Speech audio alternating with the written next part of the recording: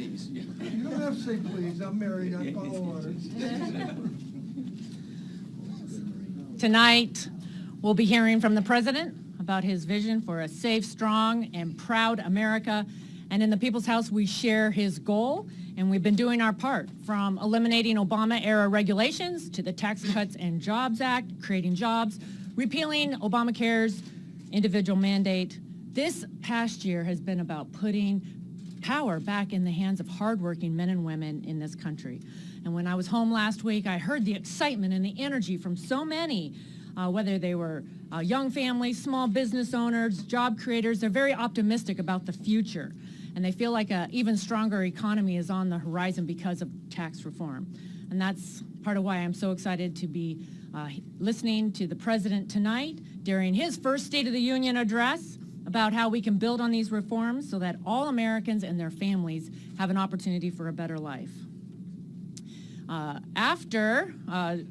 tomorrow morning then, the House and Senate will head off for the Congressional Institute retreat, where we will be discussing how to put this vision into action. And as we continue our work, we encourage our colleagues across the aisle to come to the table, not play politics with the issues that matter most to people, like national security. And that's part of why we're so pleased to have Representative Paul Cook here from California. He represents the National Training Center at Fort Irwin, where 2 soldiers were recently killed, tragically, in a helicopter crash. And it's a reminder that every day we have military men and women putting their lives on the front lines for the security that we enjoy as Americans. So later on this week, we'll be sending again a bill to fully fund the military for the upcoming year. Before I turn it over to Representative Cook, I also want to say that my heart goes out to so many of the women involved in the U.S. gymnastics program who bravely have shared their stories over the last several weeks. No one should have to endure the pain that they have. And their stories marked a call for action. And I was thankful last night that the House voted on legislation. We sent it to the President's desk to ensure that the amateur athletic governing bodies have the tools that they need to protect these athletes so they become Olympians, not victims of sexual abuse. And rest assured that we are going to continue our commitment to protect children and others that are involved in these kind of crimes. And with that, I'll turn it over to Paul Cook. Well, thank you very much. Kevin told me I'm supposed to smile and not appear like the gruff Marine that I once was. And for those of you that are historians, I just, many years ago, in fact, 50 years ago, I was in a place called Vietnam. For those of you that know history, that was a time when it was a Tet Offensive, particularly bad around Hue and Quang Tri, I Corps, and also a place called Khe Sanh. So the reason I'm speaking is obviously I'm very passionate about military and veterans issues. You know, here we go again on the DOD defense appropriations. And you hear a lot of things about a lot of things. The reason I ran for Congress is because of my background, because of my district. She's already alluded to the fact we lost 2 soldiers this week. And it seems every week, every month, we have another training accident. You know, a plane falls from the sky, or the troops don't get the training. They're using live ammo. And we have to remember on this budget here that our military has really slipped a lot.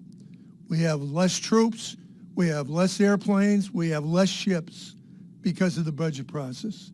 We have more enemies, we have more commitments, and we've got to make sure that we fix that and we fix it fast. Now, the reason I'm speaking is obviously I alluded to a date where most of you weren't even born. But one of the things I had, as I said, 50 years ago in a combat situation, my job was to take care of the troops. And I still feel that same way. And right now, one of the most important votes is coming up. And if we let them down again, I tell you, I don't know how I can look a Gold Star mom in the eye, how I can look at troops and say that I took care of you, how I can remember those Marines who I still remember now. I can't remember where I left my keys. I can't remember where I left my cell phone, but I remember every Marine that died when I was in command. And I am bound and determined to fix that problem. And I hope, obviously my colleagues will support us, because right now, just as I took that oath many years ago, it wasn't about me. It was about taking care of the troops, particularly when they're going in harm's way. Thank you very much. Good morning.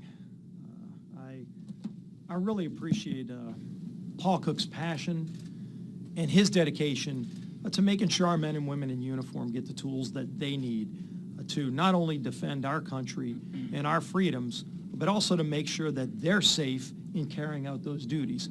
And right now, there is true uncertainty within the Department of Defense because of operating under continuing resolutions. We have got to get a DoD appropriations bill not only passed through the House, but through the Senate and signed by President Trump. Today will mark the third time that the House will vote to pass a defense appropriations bill. And the Senate has yet to take action on the previous two bills. We now know that the Senate will vote to take up this bill once we pass it through the House. I call on all senators to come together. And if you ever talk about supporting our troops, the way you support our troops is by giving them the tools and resources they need. And this defense appropriations bill does just that. Everybody ought to vote for this bill. So, Paul, I appreciate your passion, your leadership as a Marine, and your leadership as a member of Congress. Later on this evening, I really look forward to President Trump delivering his first report on the state of this great union. There is a lot of good to talk about, and President Trump has been at the front end of some of the good things that are happening. Just in the last week, we've seen companies like Starbucks, Verizon, Disney, FedEx.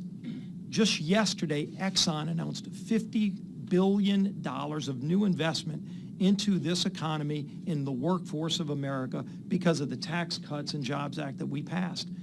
Every day it seems like we're seeing another company giving bonuses and pay raises to their workers. And that's what this was all about. When we passed this bill through the House, when we worked so closely with President Trump, his main goal was to make sure that we gave real relief to middle-class families, and we're seeing it happen. And it's ironic that some of those same people that voted against this bill are now insulting the very people that are benefiting from it by calling that $1,000 bonus crumbs.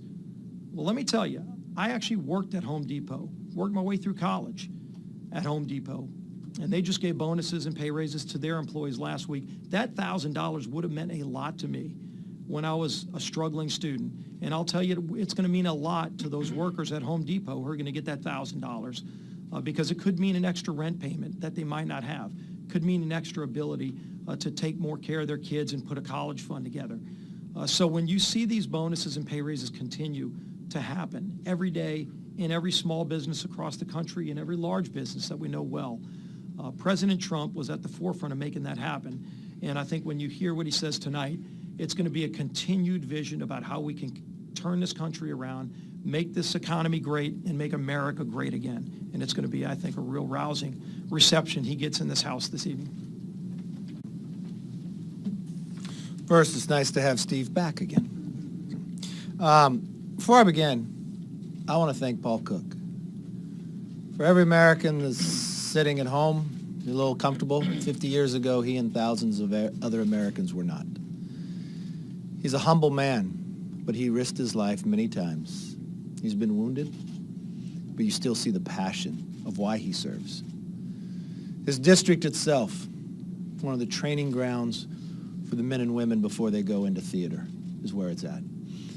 He understands from that what has happened by continuing to have a continuing resolution. Just think about it. A week ago, we were just coming out of a shutdown. And after that shutdown ended, I heard the message from Senator Durbin and others that they will uncouple to hold up the funding for the military for the same issue when it comes to solving DACA. And we have been meeting on that issue just yesterday I thought we had probably our most productive meeting yet, and we will meet again today. We should not hold our military hostage. I take them at their word. This will be the third time we pass it, but this is a much different time than the times before. I want to remind everybody that all 12 appropriation bills have passed this House months ago. We need to finish the job. Steve talks about, and every day you turn on the TV, you hear more news about what the tax code has done. From the bonuses, but I just had a conversation with one person yesterday. She got her paycheck and she said, I got a $100 raise. I said, you got a raise? She said, no. Your tax bill gave me a raise because of new withholding. I read this story about, just in Peoria, a small business owner. She was never able to give her employees a bonus. She was able to give all 12 $500. I read this other story where one took their bonus and paid the rest of the hospital bill because she just had a baby 4 months ago.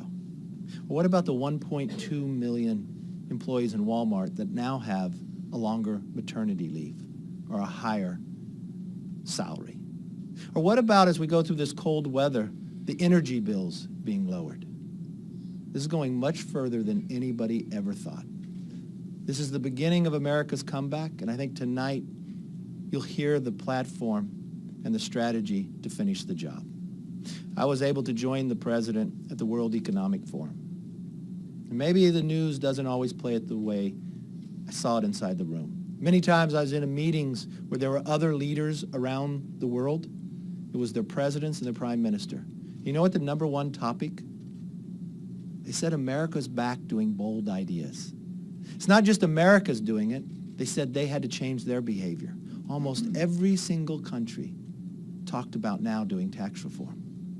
So we're not just changing America, we're going to make the world stronger. And the number one question I want the president to ask tonight to the American people, are you better off today than you were 2 years ago?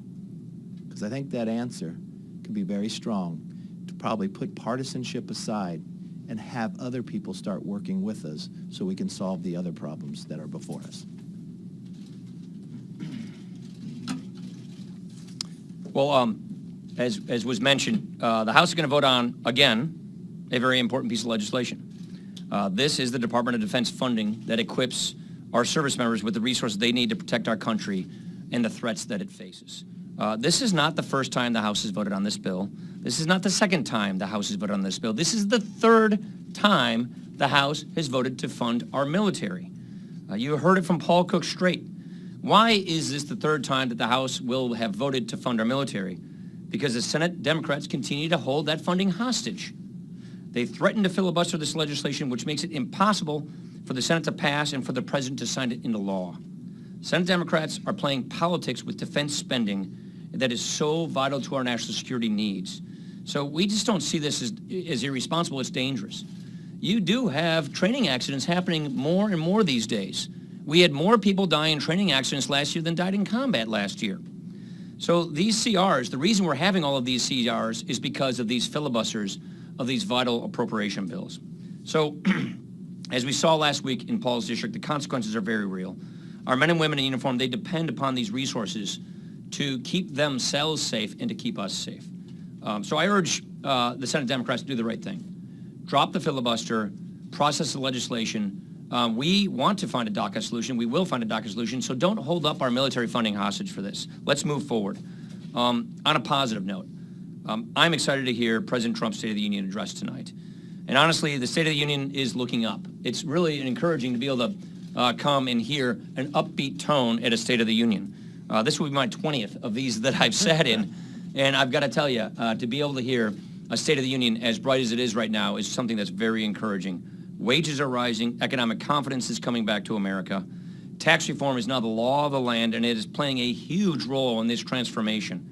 As Steve just mentioned, just yesterday, we heard from another major employer about investing another $50 billion into this economy because of tax reform.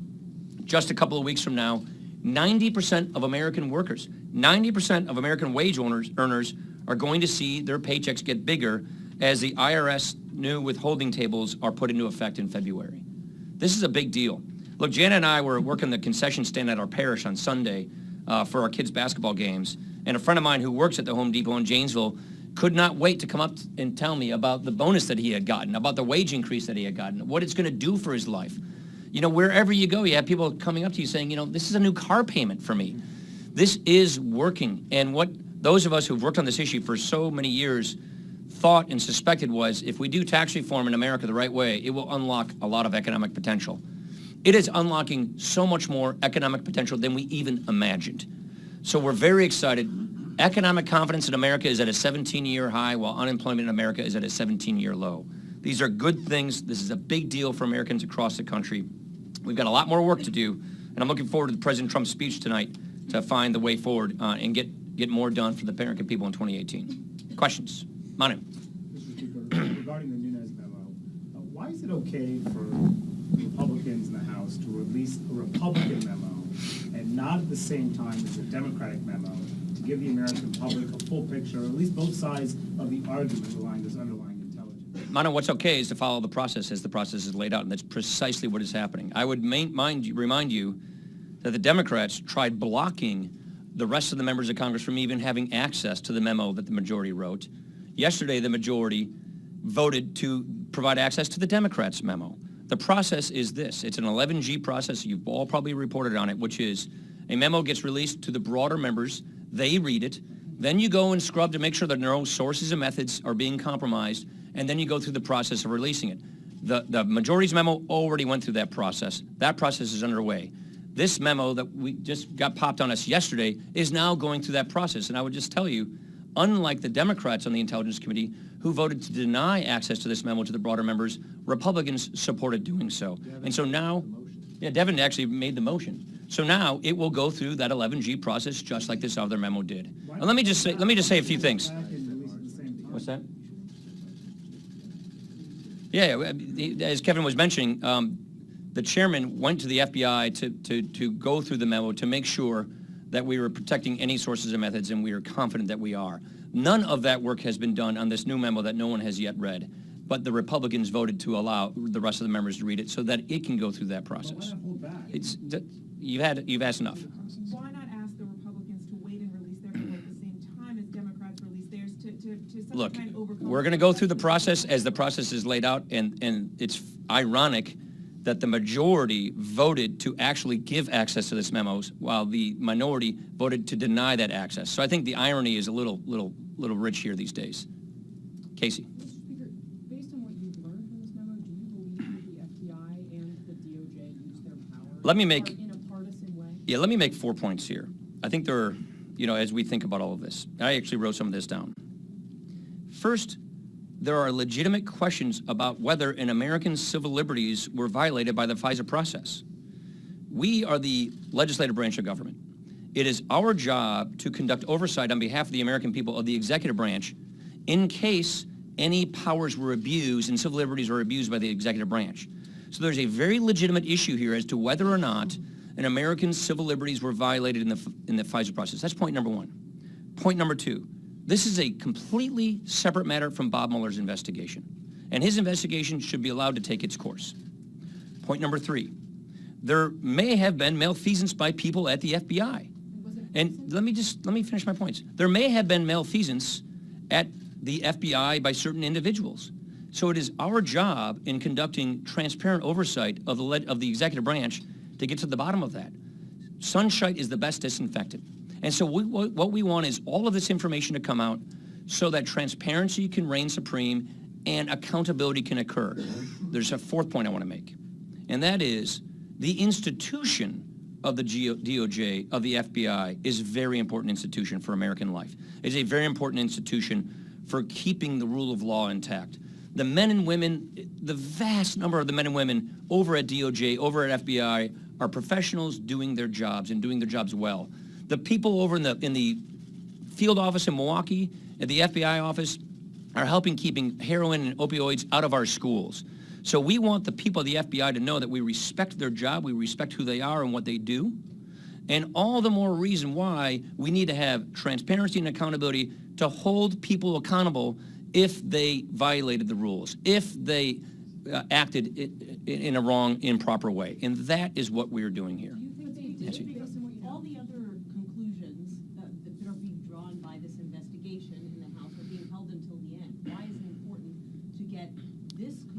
It would have been great to have all the documents that we requested months ago, but we did not. So as you know, the Congress has been asking for all of these documents from the executive branch so that we can do the executive branch oversight.